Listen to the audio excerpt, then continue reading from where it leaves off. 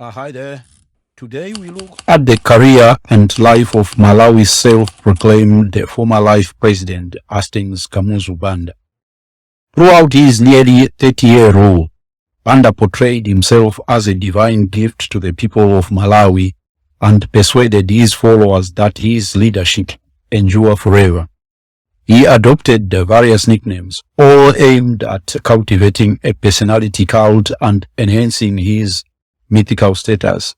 To his supporters who admired his persecution and brutal treatment of his opponents, Banda was known as Ngwazi, meaning the conqueror. For those who appreciated his role in securing Malawi's independence, he was Mpulumusi, meaning the Messiah or Savior. Among those who embraced his claim to be president for life, Banda was referred to as Wamuyaya, implying his rule would endure indefinitely. Banda saw Malawi as a single large village where he was the paramount chief, father, guardian, and protector of all its people. He referred to Malawians as his children and called his cabinet members my boys.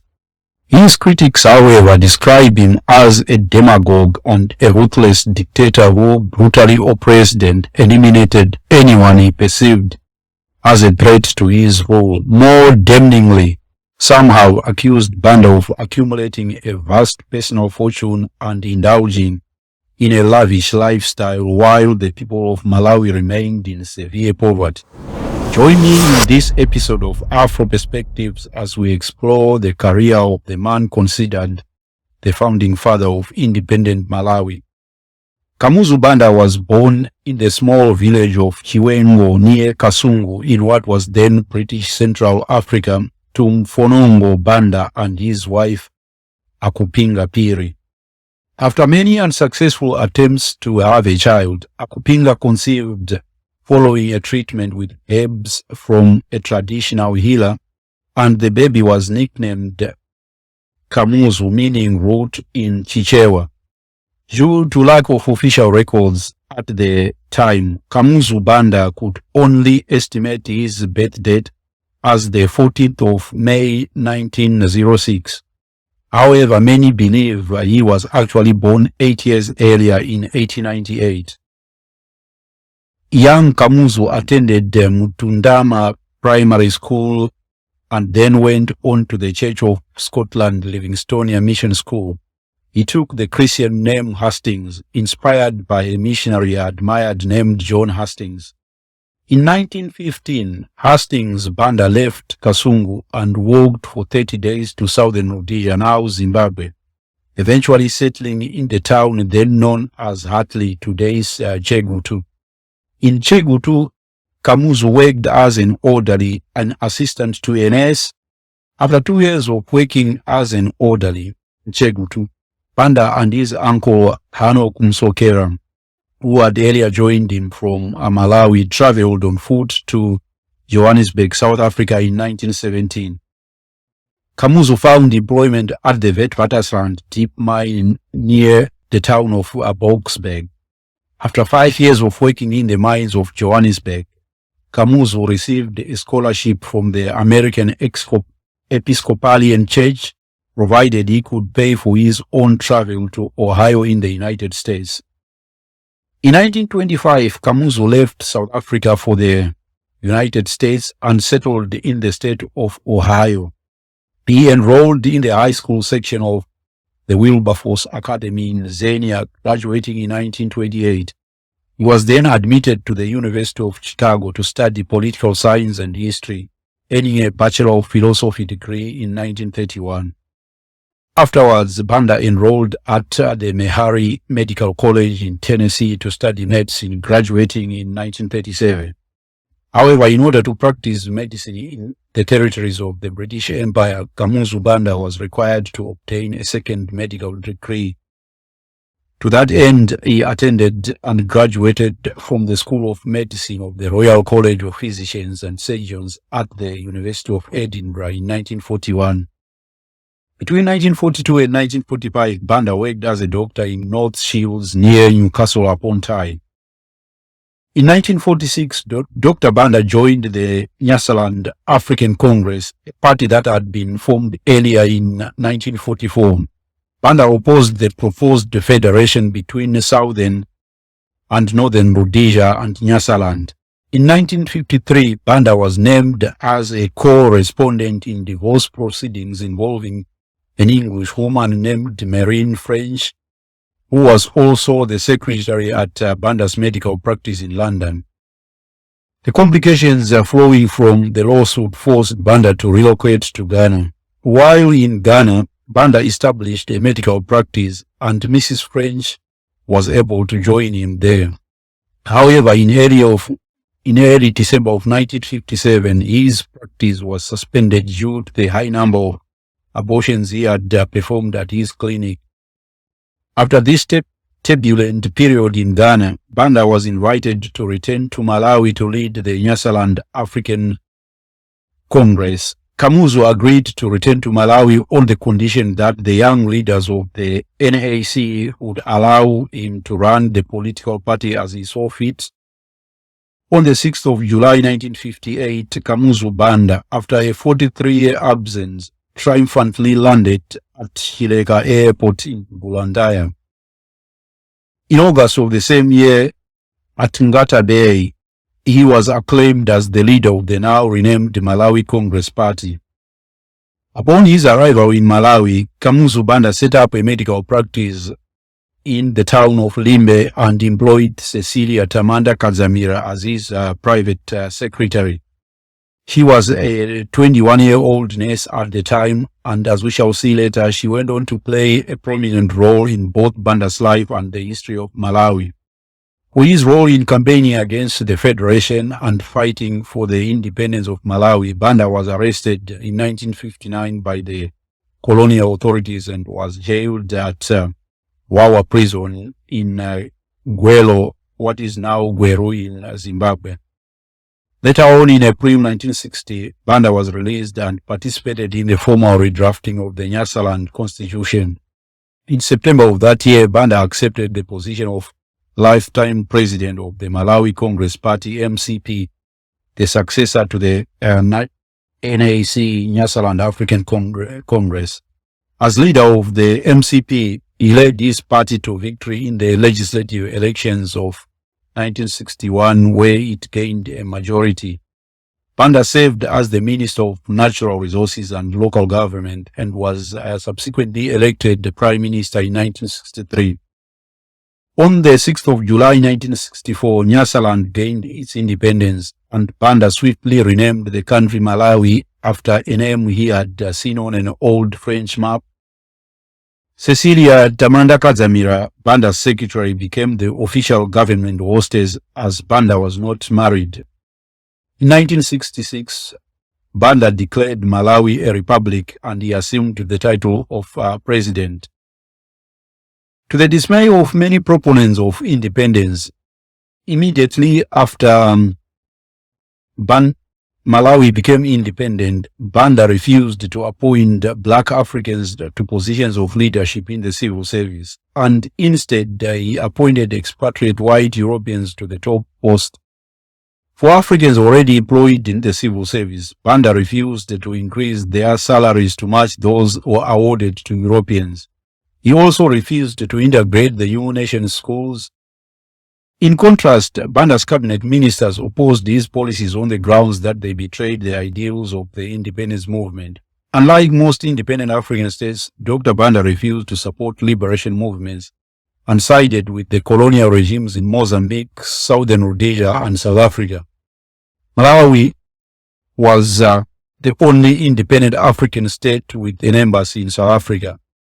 On September 3, 1964, Kamuzu Banda moved against his opponents in cabinet and dismissed Kanyama Chiume, Oton Chirwa, and Augustine Bwanausi from his cabinet. In solidarity with their Congress, other cabinet ministers, namely Atuta Chisiza, Willie Chokani, and John Musonti, resigned from the cabinet. Another prominent member of the cabinet, Masauko Chitembere, who was Minister of Education, resigned upon his return from abroad on September 9, 1964. Soon after the cabinet crisis, Banda took steps to entrench his power base. He used the youth wing of his party, the Malawi Young Pioneers, to go after his opponents, accusing followers of the dissidents of treason and sedition. The ex-ministers later fled into exile after receiving constant death threats. However, Chipembere remained in the country and attempted an armed insurrection in February 1965. The insurrection was brutally suppressed, and in April 1965, Chipembere was smuggled out of the country in a small plane provided by personnel from the American embassy. From his base in Tanzania, Yatuta Chisuza led an insurgency into northern Malawi and was shot dead on October 12, 1967. Having succeeded in dismissing opposition to his rule from within his own cabinet, Banda took steps to consolidate his one-man rule. In 1970, he declared himself president for life and held multiple ministerial portfolios, including agriculture, public works, justice, and foreign affairs. His official title was His Excellency the Life President of the Republic of Malawi, Ngwazi Dr. Hastings Banda. While Banda considered himself as a father figure to all Malawians, he patronizingly viewed all foreign influences as negative, especially Western ones. In 1972, Kamuzu Banda established the Malawi Censorship Board, which reviewed all movies and banned anything that showed nudity, kissing, or scenes deemed socially or politically unacceptable. Books about life in the former Soviet Union and other communist countries were banned, as were pamphlets promoting tourism. Travel guides such as the Lonely Planet's Africa on a Shoestring were also banned.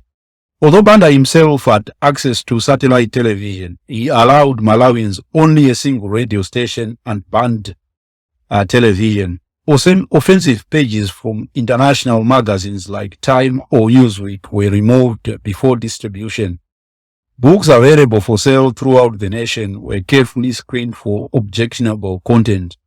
Despite Kamuzu Banda claiming that the state of Malawi traced its history to the ancient kingdom of Malawi, books discussing Malawi's history before his arrival were banned. In the matrilineal Chewa society from which Banda claimed his origins, Ngoswe is a maternal uncle responsible for the well-being of all female members on the mother's side.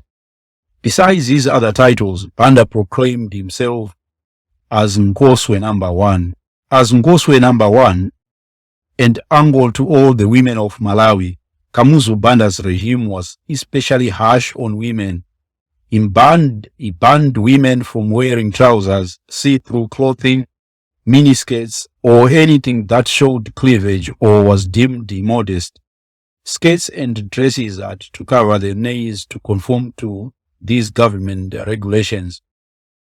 When holding any function or when he arrived at any airport in the country, Banda required women from the Malawi Congress Party, known as Mbumba za Kamuzu, meaning Banda's women, to greet him and perform dances. They wore print dresses bearing Banda's portrait. In the daily lives of ordinary Malawians, Banda's image was everywhere. His official portrait hung in every office, and banknotes carried his portrait. Despite Dr. Banda's claim that he was in favor of free enterprise, he controlled nearly 2/3 of Malawi's economy through his majority shareholding in Press Holdings. Press Holdings held a monopoly on everything from supermarkets, tobacco sales, to banks, transport, and hardware. Through his control of Malawi's economy, Dr. Banda could indulge himself in vanity projects. He built an elite school modeled on England's exclusive schools and named it Kamuzu Academy. Although it was dedicated to educating poor children, Kamuzu Banda did not employ local teachers. Instead, he hired expatriate white Europeans to teach there. His taste for the exclusive and opulent knew no bounds. He built 13 lavish residences, with the largest, the Kamuzu Palace, taking 20 years to complete at a cost of $100 million American dollars, that is in 1994 values.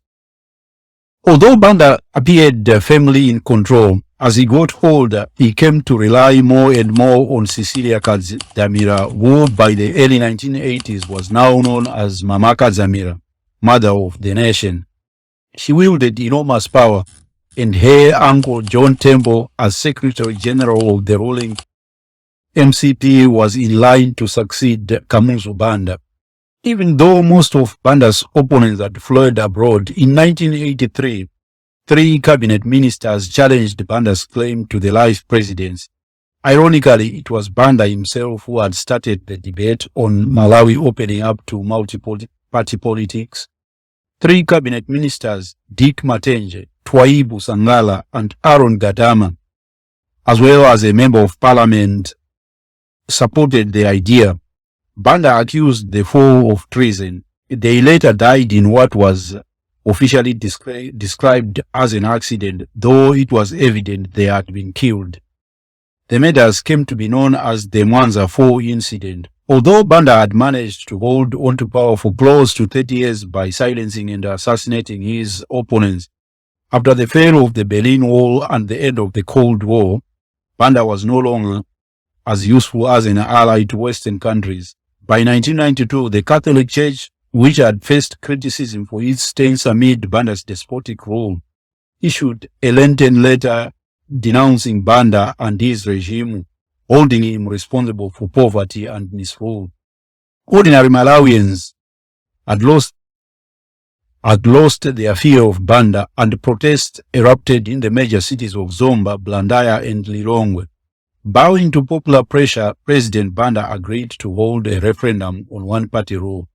Acting on advice from the United Nations, Banda repealed all restrictions on public meetings, and from then on, Malawians were free to form and join political parties. Banda agreed to hold a referendum on the introduction of multi-party democracy. The referendum was held in June 1993, and more than 60% of the population voted in favor of multi-party democracy. Afterwards, Banda agreed to hold general elections.